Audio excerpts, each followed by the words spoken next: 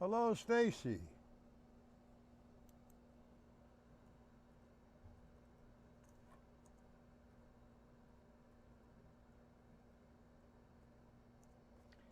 Maybe this weekend we could hook up on the phone and I'll take over your screen and show you how to use Encore. Finale, okay? Workbook today. And did you get the new PDFs?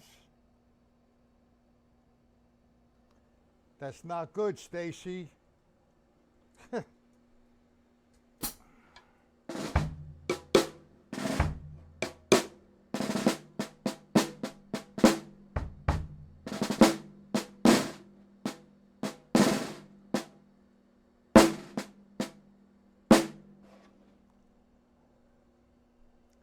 Okay, so what I've been working on besides the rudimental book, I decided I'm going to write out individually the Morello book, the first section, just with the fill-ins, no levels or anything like that. You're going to have to deal with that yourself.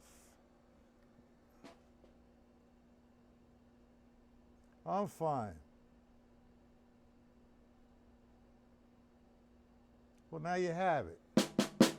See, accents and rebounds, what made that happen was Joe Morello used to study with George Lawrence Stone. Now, Joe Morello was an exceptional student, and he spent a lot of time with the drumsticks. Not only that, he played the violin, but he gave that up because he said, eh. But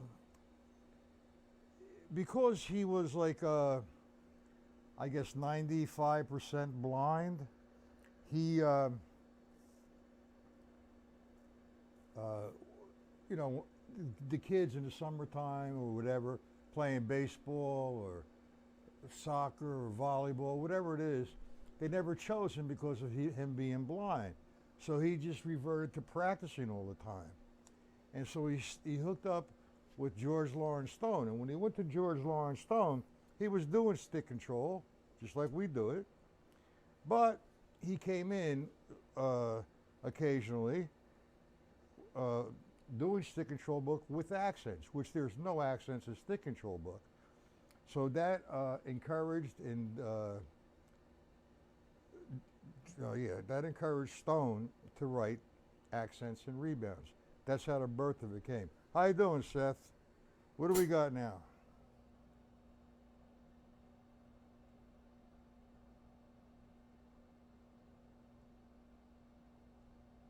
Sure. How you doing, Bob? You're doing accents and rebounds. Well, it's the same premise as the master studies. You know, I think the first one is, I think, let me just,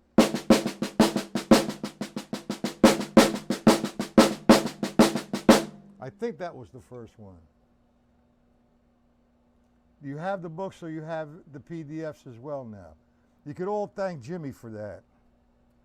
Jimmy sent it to me, and there's another one. I believe I sent you linear drumming. That's available on Hudson Music, and he's a friend of mine, and he posts in all the groups.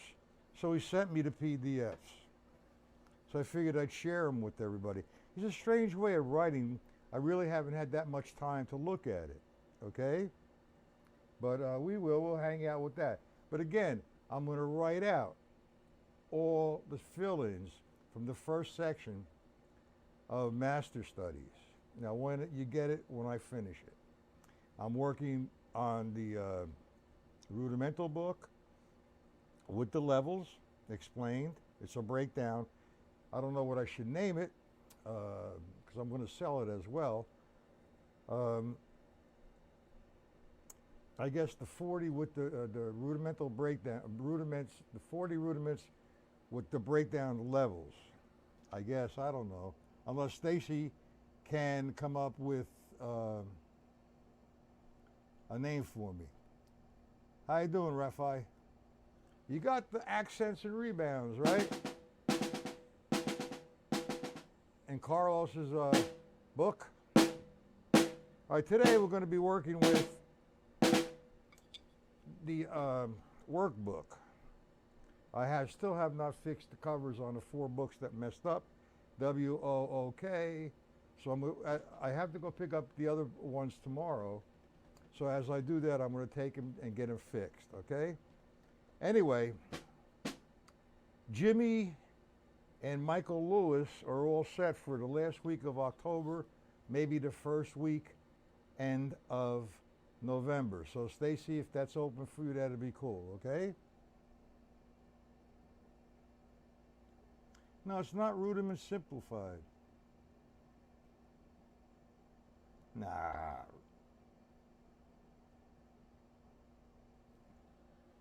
Yeah, I guess rudimental, I guess. Yeah, that's a good one. That's pretty cool. All right, anyway, we're going to work out of the workbook today in ostinato patterns. You have 10 different ostinatos there. So I want to give you some more new ones. You might want to write them down. And I want to show you how they're related to stick control. Seth, have another cup of coffee, man.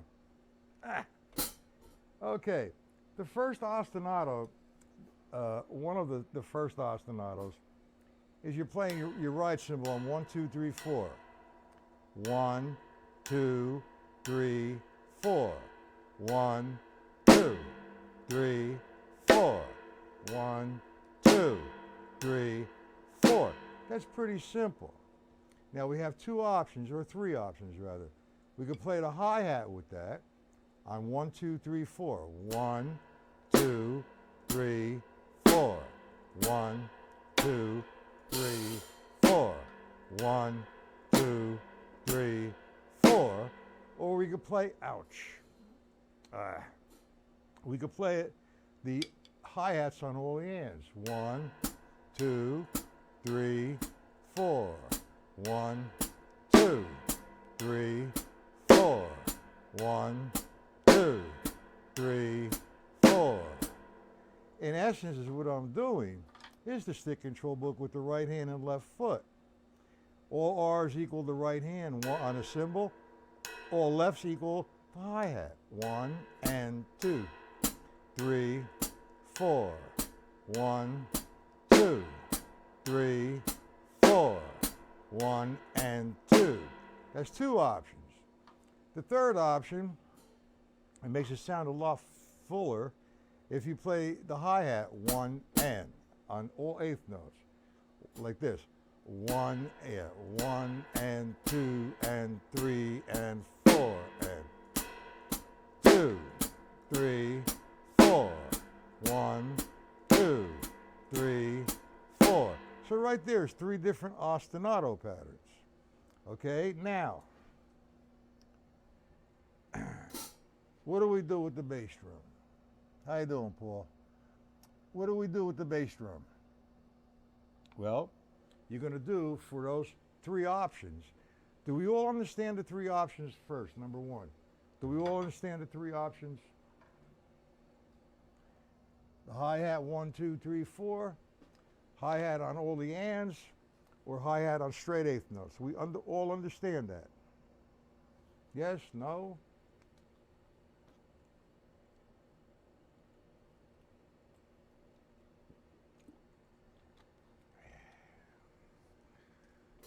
Need some response. Hey, Jimmy. Do we all understand that, guys? You understand it, Jimmy? Got it. Okay, those 3 options. Now, what do we do with the bass drum? Now, we're not going to do all of, you can eventually do all of Gary Chaffee's pattern series. But what we're going to do, we're going to start with those 3 options. We're going to play the bass drum, the grid. Now, we all understand what the grid is? Remember the grid?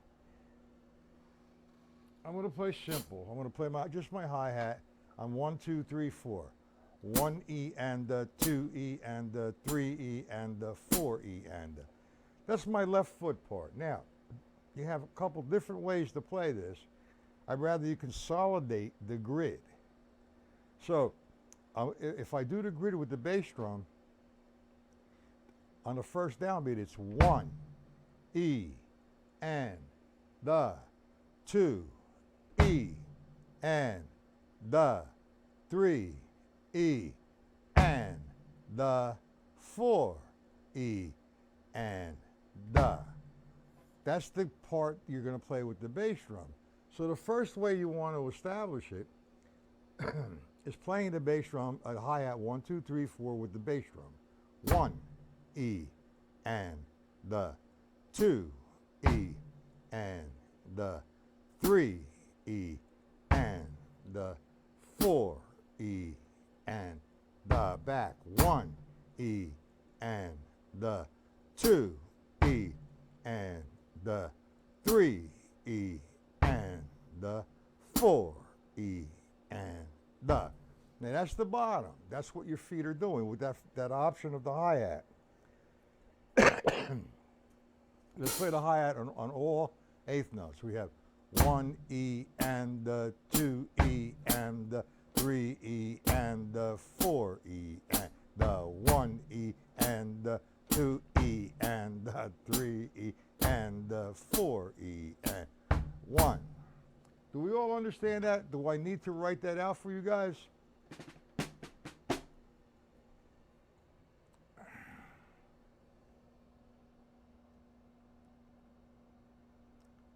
Well, the grid is that you're permutating. That's the word that you want to use.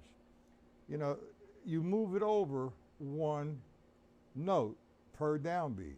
So if I count as 16th notes, 1 E and 2 E and 3 E and 4 E and I'm going to play the grid with my hand. 1 E and 2 E and 3 E and 4 E and 1 E and 2 E. See, I permutated over one. I moved it over one. You understand, Seth? You understand, Jard? Paul? Robert? Where is Rafi? Rafi, do you understand it? Now you have the three options. Would you like me to write it out for you?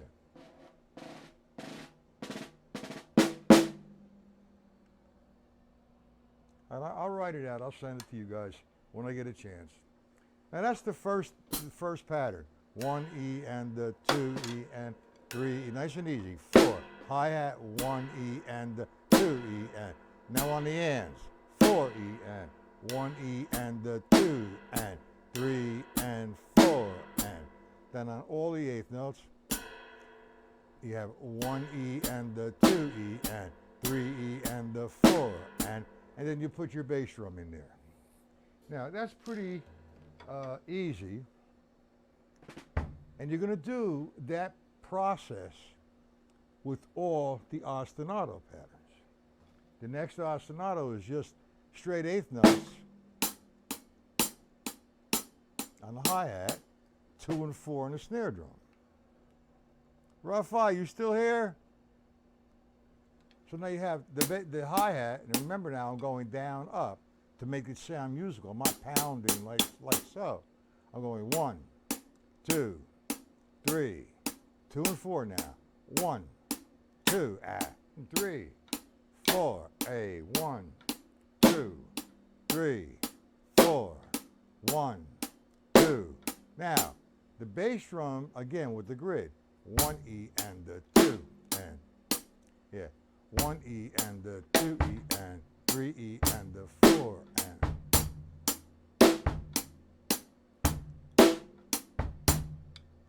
And I'm going to write them out. That's 4 different ostinatos. Now, I showed you that ostinato. That's a very simple money beat kind of thing. 1, 2, ba-do, bop. 1, 2.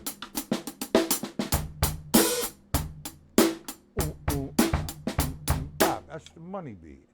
So now we're going to take that same pattern, 1, 2, and we're going to play it on the ride cymbal. Here's the other option. You're going to play the hi-hat 1, 2, 3, 4. You're going to have 1, 2, 3, 4. Option number 3. On the ands, I'm going to hit the bell of the cymbal. Now, if I miss it, that's because I'm not watching, but I'll try it anyway. 1 and.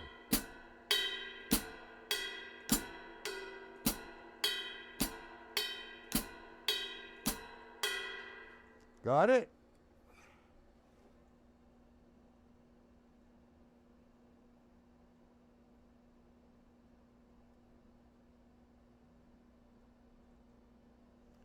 Well, the pounding is not musical. You see, if you notice, if you're in any of the groups, the art of drumming groups, you'll notice that, and some of you don't go there, and I don't blame you, but there's some really good information there. And there's some, like, you know, the general public, in period, and drummers, most of them are wacky, especially me. But sometimes when I go on to the art of drumming, I think I hit the wrong button and I'm on the YouTube channel. Everybody is trying to prove what they can do. And that's ridiculous. You have nothing to prove to no one. Only because you know where you're at. That's all that matters. And if you understand that and you're humble enough to accept the fact this is where I'm at, and you want to grow and grow and grow. That's, in my opinion, the only way you're going to grow. You know, you got guys playing heavy metal and blast beats and all that shit. I have no idea what is the musicality of a blast beat. To show me how fast you can play both hands together? That's not musical whatsoever. You got a lot of guys playing a rock pattern like this. That's not musical at all. It doesn't fit the situation. The situation is this. That's musical. Boom, ah, boom, ah. If I was going, my voices sound like shit when I do that. The upstroke, the downstroke, the tap, and the full stroke are all natural stroking positions. You're playing one level here. You want to get an accent, you already know the technique from the Morello book or from the lessons that you had with me. You want to get two sounds. This is one sound from one point.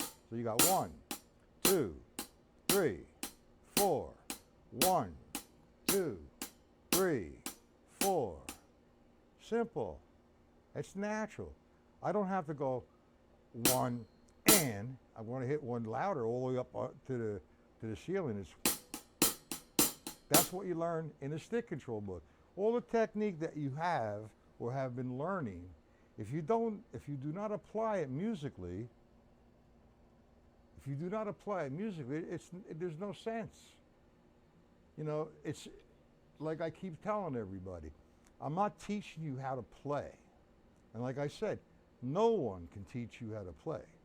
The only thing that can teach you how to play is the music itself. I could break things down for you. I could explain different things and different concepts and how to execute correctly, because there is a correct way to execute. You know, you want 2 different sounds on your snare drum. Well, that's one. That's in the formula book. You have that. It's simple. All right, now I don't really like this, the last one I just showed you, because it takes me to disco land. Like 1.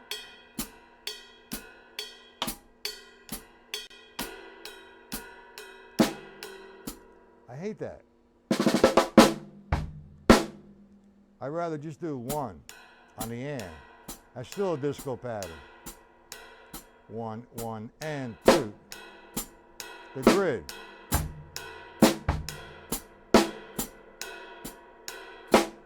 Three, 4, 1. So on and so forth. You know, I get guys like, I was watching this video this morning. I'm not going to mention no name. Well, maybe I will. I don't know. And it's so out there, it's pathetic. You know, if you have proper technique, execution is no problem whatsoever. It's not exhausting because what you're doing is you're flowing with the laws of physics. Now, if I'm going to play, I need to explain. If I'm going to play triplets, I'm getting one sound. If I want a little louder, I lift the stick up. I attack from that point. Louder, there's no exhaustion there. It's the laws of physics. Now, I saw this video, which I happen to think it is absolutely ridiculous and absolutely bad information.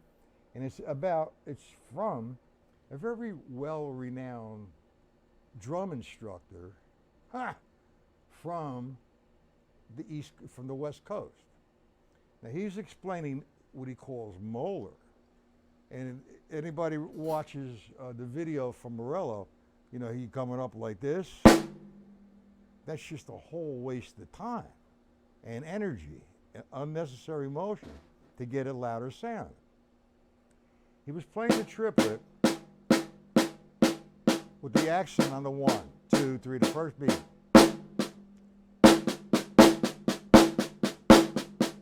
Now, if you look at my arm,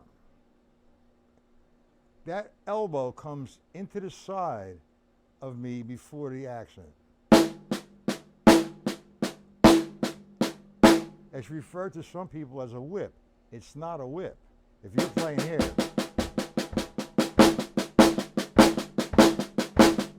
you don't have time to come up here. It's the most ridiculous, absurd, obnoxious technique in the world. I don't know whether you agree with it or not, and I don't really care if you agree, because that's what it is. Yeah, the grid is fun. You know, then once you get the grid, like you have now 1, 2, 3, 4, 5 different patterns to work with. Okay? And I'd like to move on. I'm going to write them out for you. Pattern number 1 with the grid. Pattern number 2 with the grid. Pattern number 3. And the 4th one was that one. All right, let's just take, and then we have the straight 8th notes, which I don't really have to explain. It's there. It's the 5th one, the 6th one rather. Let's go to 7. All right. Now, first of all, remember the term ostinato. Ostinato is a pattern which repeats itself over and over and over again. It's the grid. Not the grid, it's a pattern that goes over and over again. Now, I get a little bit of a conflict of definitions. That's an ostinato. But if anybody understands what the son clave is, the 3-2, the 2-3, well, the 3-2 is constant. So if it's constant, it's an ostinato. So you're playing a 3-2 clave as the ostinato, or a 2-3 clave as an ostinato. That's where I get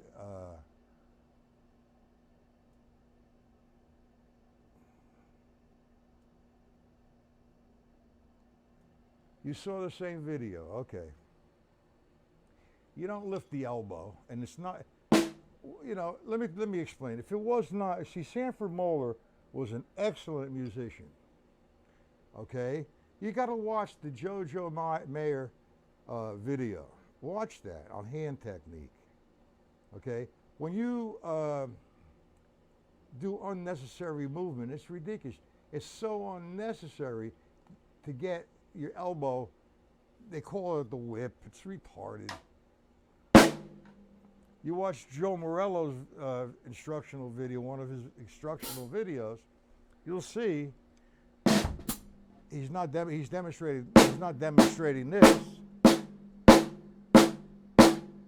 And the prettiest thing that he said there, if you continue that, you'll eventually levitate, which means you'll go up and start flying away. If I'm playing fast, that's not real fast, but if I'm playing single strokes, I want to get an accent, a light accent, a heavy accent. If I have to come up here to get an accent when I'm playing music, well, there's a problem, because that is definitely too loud. And if it's not loud enough for the band to hear, the sound man should tweak it so they can hear it. I'm not going to hit a drum up here like this. And if I want to work out, I'll go to Gold's Gym or something and work out. I don't definitely believe in the molar.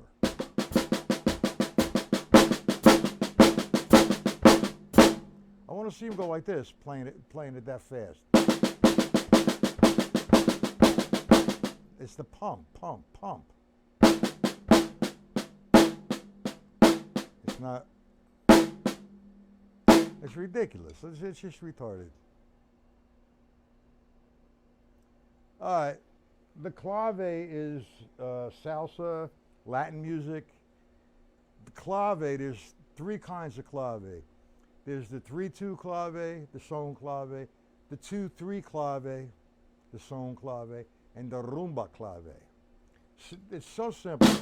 It's a 1, 2, 3. Wait.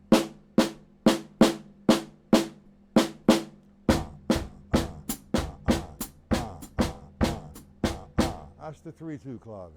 Then the 2-3 is just reversing it.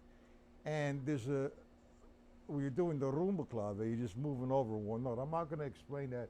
I want to get back into the ostinato patterns, because we've been working too much on hand technique. It's driving me nuts. I mean, it's gotten to a point where I don't smoke in my house. I usually go out on the front porch, sit there and have a cigarette. But lately, not lately, it's all the time what I do. For example, I was playing the fill-ins last night, all 5 of them with my bass drum on the concrete, okay? Demo, what's it? Oh, okay, I just gave you one. You know, that's where, Jeff Piccaro's halftime shuffle, he's using the Bo Diddley beat with his feet. If he's using the Bo Diddley feet, it's like the clave. Ba, ba, ba, diddley, hey, Bo Diddley. If you remember that, right? Okay, now let's go to a more serious ostinato, a little bit more difficult. 2 options, or 3 or 4. We're going to take the first option on the ride cymbal. I'm constantly counting 16ths. 1 E and a 2 E and a 3 E and a 4 E and a. My right hand on the cymbal is going to be only the E ands. 1 E and a 2 E and 3 E and a 4 E and. 1, 2 E and 3 E and 4 E and. Now the option with the hi-hat. 1, 2, 3 E and 4 E and, or straight 8th notes. 1 E and 2 E and 3 E and 4 E and 2 and 4 with the snare drum. And like I said, I'm going to write it out with the grid, the both options, okay? The next one, 2 16ths and an 1/8. You guys should know this. I love this one. We've gone over it, I don't know, 5, 6 different times. We're taking the pattern on the hi-hat, 2 16ths, 1, we're going to accent the 1, 1 E and 2. You're going to get this.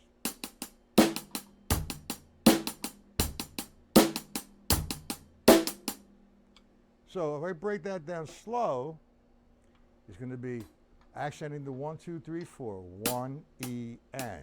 Now it looks like I'm a mechanical robot there, but hey, that's the way you teach. You break it down for the student so they visibly can see what is occurring with that hand. So I have 1 E and the 2 E and. Then that's an exaggeration. As I get faster, and look at the elbow.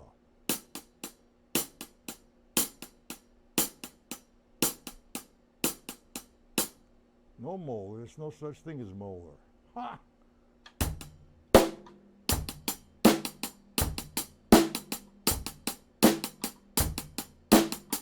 That's the first option. The second option, 2 16ths on the right cymbal and the and on the bell. Mr. Bell.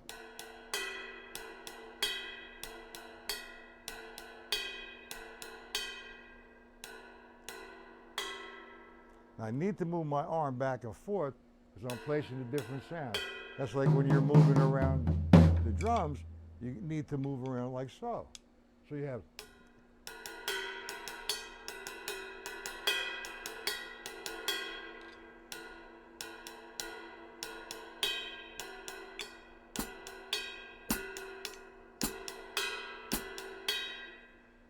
I'm used to playing with the J.R. Robinson ride. It's a big 22-inch ride cymbal. This is jazz ride. Nice and light. I mean, dry.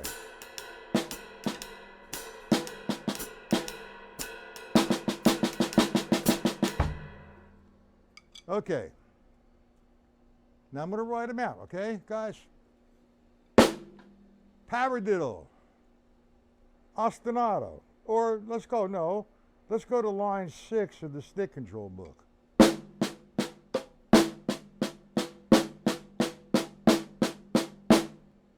Line 6 of the stick control book. 1, E, and the 2, 3, 4. So I play that pattern just like that. But then, instead of me using my right hand on the snare, I'm changing the voice to the hi-hat.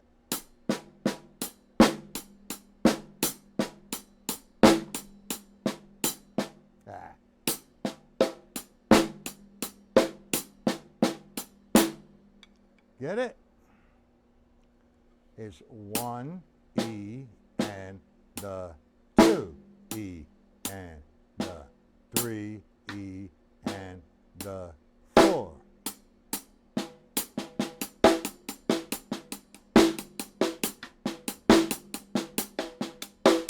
I'm going to spend a lot of time with that come tonight.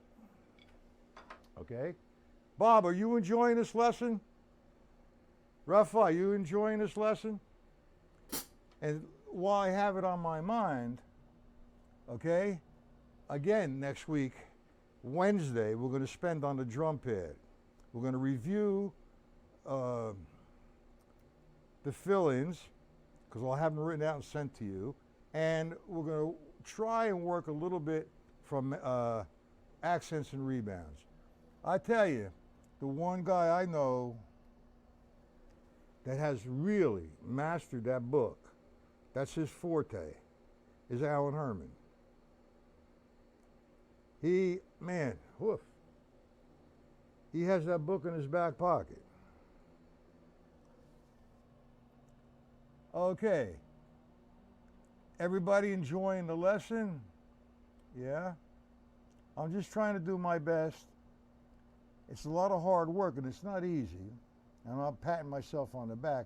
I'm trying to present to everybody who views the lessons a good lesson and a valuable lesson that it contains a lot of good information. Not whipping the stick or putting your elbow over your forehead. Has anybody ever seen that video? The drummer is on the wrong gig. I forgot his name, but he's actually a really good drummer. And he was playing the tune with his band, and in reality, it wasn't really showmanship. He was actually making fun of the molar system. I know a lot of guys who backed off teaching the molar. I don't know I hope I had an effect on that. But it's ridiculous. It's not molar, it's not stone, it's nobody's, but the laws of physics.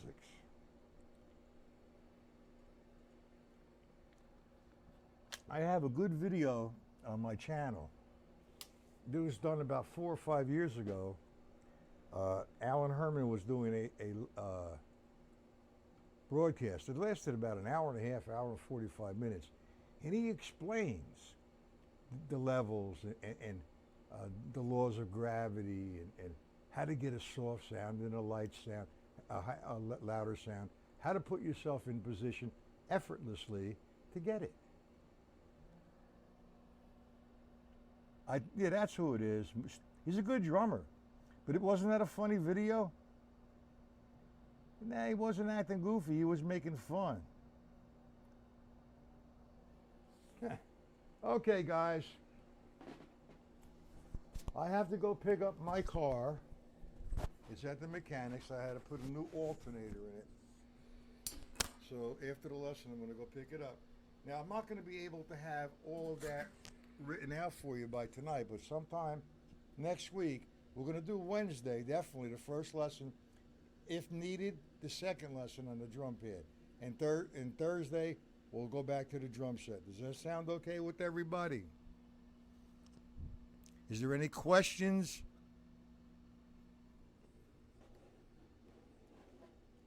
Stacy and Seth, we're going to hook up sometime this weekend. I don't know exactly when. Yeah, that was it from ZZ Top. But that wasn't ZZ Top playing it. What did you think of that? What did you think of the drummer doing that, Paul?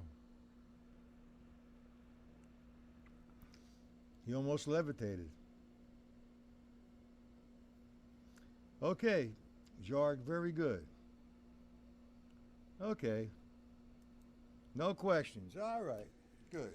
I hope I've helped out, influenced you somewhat. So, let us get on the road here, go pick up my car, get some lunch, a nap, and do some more practicing and writing. Any questions? Other guys? Rafi, any questions? I hope you enjoyed the lesson.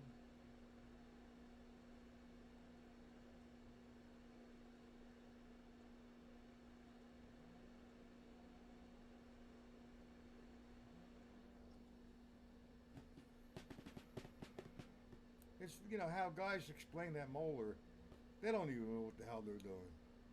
I hate to come off egotistical or cruel, but 1 + 1 = 2, man. Let's not try to change that. Okay, Rafi, are you still here? Jimmy, any questions? Seth, any questions?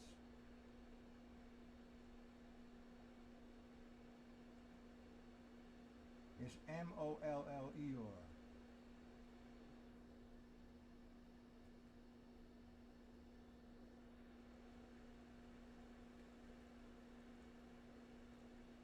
Okay, with that being said, I need to get out of here to go pick up my car. Guys, have a good rest of the afternoon.